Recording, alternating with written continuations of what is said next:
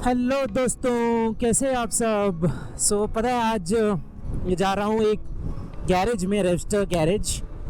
कुछ पार्ट्स लगवाने हैं बाइक में अपने। उधर वहाँ पे जा रहा हूँ और गणपति भी अभी चालू है, तो आज संडे था तो सोचा कि जाके आते। धूप भी है, बारिश नहीं है, तो मौसम अच्छा है, तो लेट्स गो। बिकॉज दूर है मैं जहाँ पे रहता हूँ, तो सोचा जाके आते हैं, अच्छा लगा। तो एनीवे, आप लोग कैसे हैं।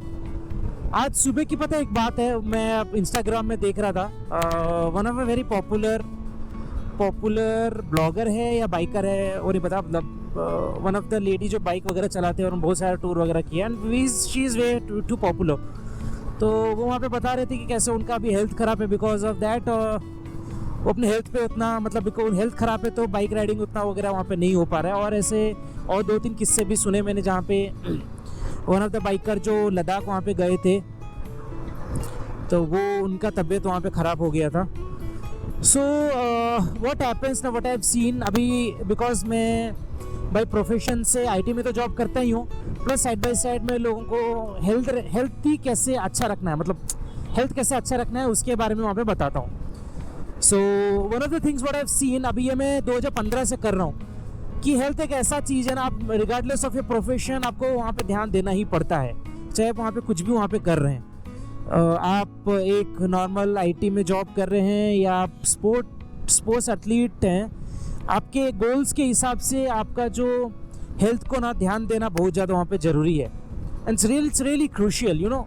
क्या हो जाता ना, नॉर्मली जब हम लोग डे टू डे जॉब कर रहे हैं till 30s, we don't face so many problem, but जैसे ही बोलते हैं कि अरे शादी होने के बाद प्रॉब्लम क्या आ जाती है, वेट वहाँ पे बढ़ता है, sleeping disorder, back pain, weakness, gas, acidity, low energy, ये सारे प्रॉब्लम्स वहाँ पे स्टार्ट हो जाते हैं। तो वी इग्नोर ये सारी छोटे छोटे प्रॉब्लम, बट रियलिटी में ना बॉडी आपको सिग्नल वहाँ पे देते रहता है कि कुछ ना कुछ प्रॉब्लम वहाँ पे चल रहा है अंदर, इंटरनली कुछ ना कुछ इश्यूज वहाँ पे हो रहे हैं। ये भैया को क्या, वो इतना स्पीड भगा रहे हैं, इंटरनली कुछ ना कुछ प्रॉब्लम वहाँ पे चल रहा है, बॉडी सिग्नल देते रहता है। और सिग्नल बॉडी को देने का वही तरीका है कि आपकी एनर्जी वहाँ पे कम है, बहुत जल्दी वहाँ पे आप थक जाते हैं, या फिर इम्यूनिटी कम है, बहुत जल्दी बीमार वहाँ पे पड़ना, रात को नींद अच्छे से नहीं आना, बहुत ज़्यादा स्ट्रेस वहाँ पे होना। तो these are the few things की body is not working properly. और जब हम लोग मोटो ट्रैवलिंग वहाँ पे कर रहे हैं, मोटो ब्लॉगिंग वगैरह कर रहे हैं, फिर ट्रैवलिंग कर रहे हैं यहाँ पे, तो तब तो हेल्थ पे ध्यान देना बहुत ज़्यादा ज़रूरी हो जाता है। स्पेशली जब हम लोग मोटर बाइक में वहाँ पे है, कोई भी टाइप का, दिस कार और this one, because we are doing all of these things as a passion, है ना, मतलब हमको पसंद है, it's a hobby, it's not one of the thing जिसके लिए हम लोग ये करते हैं। तो उसको मेंटेन करने के लिए आपका हेल्थ भी तो अच्छा होना चाहिए ना। यदि हम लोग बहुत जल्दी थक जा रहे हैं, बीमार पड़ रहे हैं, तो कैसे ये सब चीज़ें वहाँ पे करेंगे। और उसकी शुरुआत होती है ना सही टाइम पे, सही एज पे करना बहुत ज़्यादा वहाँ पे ज़रूरी होता है।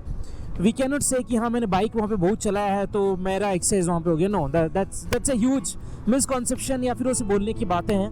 रियलिटी ऐसा होता नहीं है। एक्सरसाइज एंड एक्सर्शन में बहुत फ़र्क होता है। जब हम लोग बाइक चलाता हूँ, मान लो मैं अभी लद्दाख के राइड पे निकला, मेरे को दिन भर ही राइड करना है, और ऐसा मेरे को कम से कम 2 हफ्ते तो करने पड़ेंगे, तो दैट डजंट मीन कि मेरा 2 हफ्ते मैंने एक्सरसाइज किया। No, that's completely wrong. Exercise is completely different.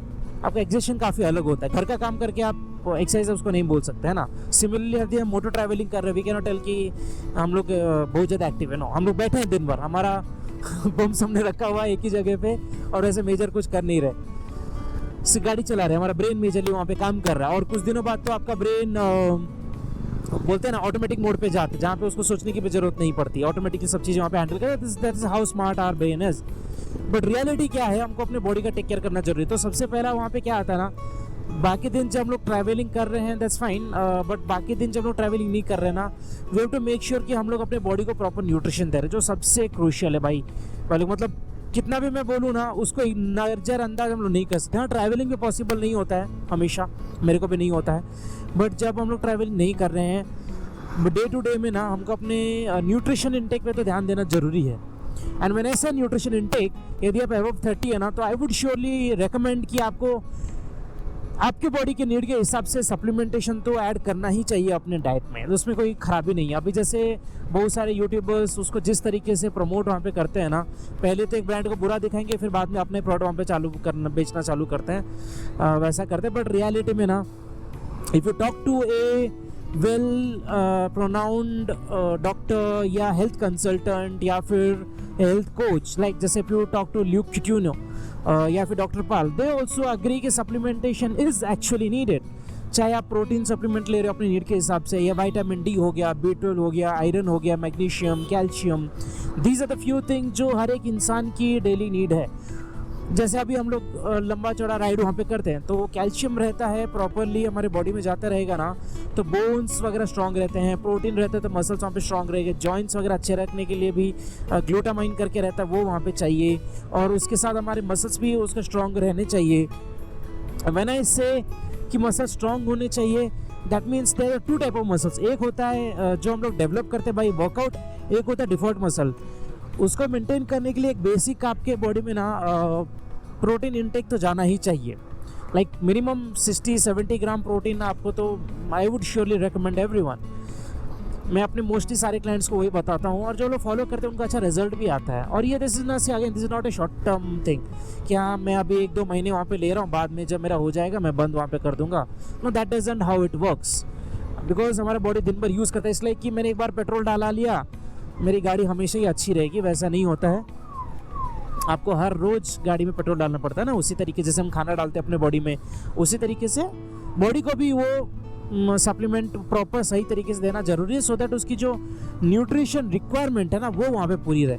और न्यूट्रिशन रिक्वायरमेंट पूरी रहेगी ना, you will actually feel the difference. Because मैं 15 अक्टूबर से वहाँ पे ले रहा हूँ, दैट टाइम अभी मैं 36 के आसपास हूँ।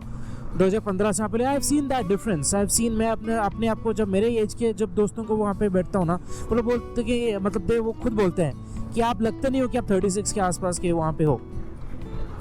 अभी I am not talking about looks अभी, बट दैट मैटर बिकॉज आपका स्किन उस तरीके से रहता है, आपका बॉडी में डार्क सर्कल्स या स्किन खराब होना वो नहीं होता है, आपका फेस सही, बॉडी कॉम्पोजिशन सही तरीके से रहता है, तो ये सब चीज़ें मैटर वहाँ पे करती है।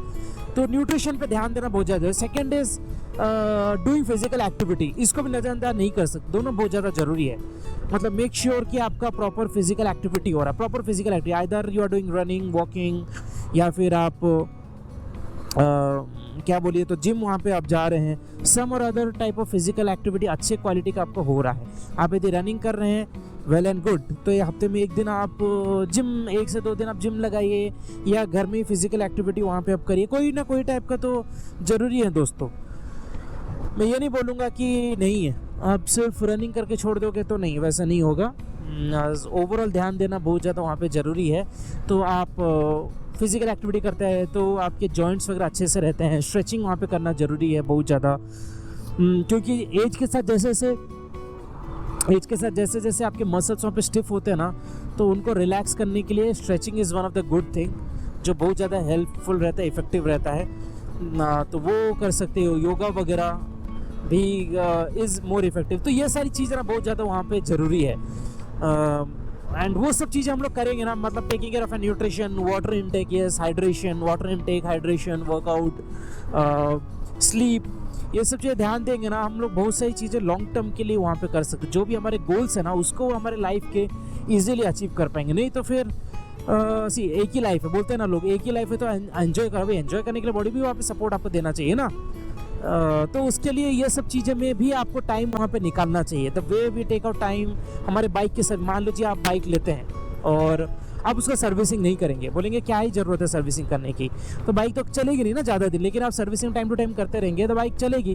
जैसे मेरी जो 150 सीसी थी बाइक थी, उसको मैंने लद्दाख पुणे से लेके कहाँ नहीं भगाया, क्या नहीं किया उसमें, और 1.5 लाख किलोमीटर से not a short distance, right. 10 साल में उसको बहुत अच्छा खासा मैंने चलाया है, बिकॉज उसका मैं proper time to time servicing वहाँ पे करता था, जो भी पार्ट्स खराब होते थे चेंज करता था।